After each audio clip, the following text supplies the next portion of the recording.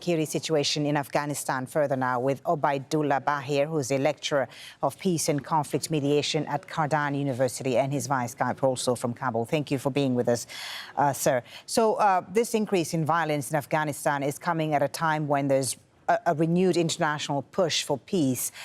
In the past, we've seen the Taliban try to gain leverage in talks by carrying out attacks. Could it be the case again this time, even though they say they're not behind the attacks? First off, I think it's really important to note that it's a positive development that the United Nations is so actively participating and being vocal about the security situation in Afghanistan. I think initially Tulu News leaked, then the Washington Post News with regards to the draft of talks or the pattern it would follow in Turkey, sort of involved the UN and a lot of neighboring countries, which is a positive development for the country. Right. With regards to the recent attacks and the leverage situation, it could very possibly be a strategic decision from the Taliban side to have more leverage when they're going onto the negotiating table. That's a tactic that is used by belligerent and insurgent groups all around the world whenever they're negotiating. And if you look at the trend in Afghanistan, whenever the Taliban have approached negotiations, they have escalated violence. So it could very well be that. Right. The other two circumstances could be that it could actually be spoiler groups from within the movement that are conducting these attacks, trying to spoil the process that we have. And the third, more horrendous possibility is that there could be a third group out there that is sophisticated enough to carry out such large-scale attacks, which necessarily means that anywhere we reach within the peace process isn't going to truly guarantee peace. As you said and alluded to, the U.S. has drafted a plan for a power-sharing interim government in Afghanistan that would include the Taliban, which they have rejected, it seems, and have marked no interest in. But at the same time, the U.S. seems to be blaming the Afghan government rather than the Taliban for stalling the peace process. How is that being viewed?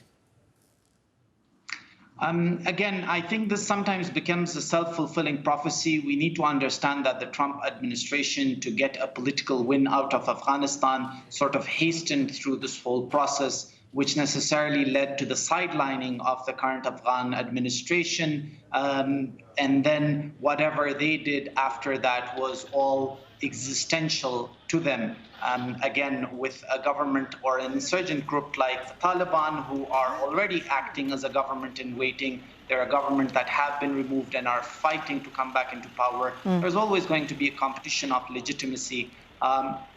And in that, when the United States actually undermines the Kabul administration, they're bound to react in a way that sort of shows like they're hindering the process. However, I personally think that this is a good opportunity, because if we have to restart, the draft proposal has some positive aspects as well. The United States, if they are planning on creating a leadership council, sort of are showing a map that sort of had not existed for the past years of negotiation. At least the United States now is showing that it has some idea of where it wants to go. There's an international push to get other countries involved in the negotiations, Russia, Turkey, as the talks in Doha appear to be somewhat deadlocked. This has been a very thorny peace process. Can Turkey and Russia's involvement, do you think, produce tangible action, movement? Can it bring about change?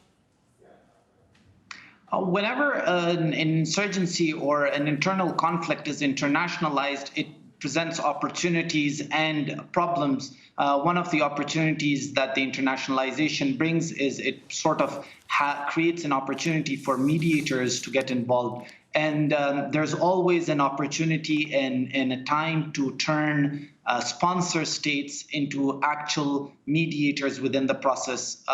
So again, if there's anyone who benefits from the insurgency and fight within Afghanistan, when you bring them on the table and try to protect their interests within a post-settlement country or world that Afghanistan will come to exist in, it will obviously help reach a resolution, because conflicts can be settled, but conflicts need to be resolved, because if we settle the Afghan problem, it will be a very temporary fix. Right. That will eventually boil over the moment troops leave, the moment international aid stops flowing in. So we need to find a more permanent solution for the Afghan problem, and that can only happen when these important players are all on the table and discussing a possible resolution. Thank you very much for talking to us. Obaidullah Bahir, Lecturer of Peace and Conflict Mediation at Cardan University. Thank you for your time.